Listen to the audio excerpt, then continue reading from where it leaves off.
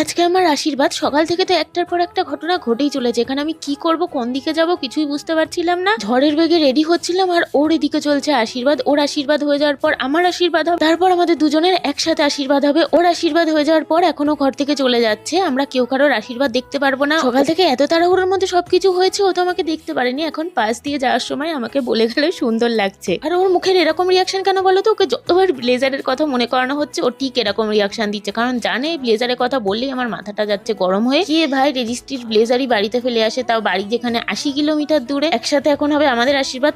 বাবা মা তো আমাকে আশীর্বাদ করেনি, ওকে আশীর্বাদ করেছিল। এখন বাবা প্রথমে আমাকে আশীর্বাদ করে নিল, তারপর মা, এরপর বাকি বাড়ির যারা মেম্বার আছে তারা আশীর্বাদ করবে। এখানে এখন আশীর্বাদ করছে আমার দিদা। জানো তো এই মানুষটা এখন আর পৃথিবীতে নেই। এখন আমি যখন ভিডিওটা এডিট করছি আমি যে ঠিক কতটা ইমোশনাল হয়ে যাচ্ছি আমি বলে বোঝাতে পারবো না। যাই হোক, এখন আমাদের দুজনের একসাথে আশীর্বাদ পর্ব কমপ্লিট।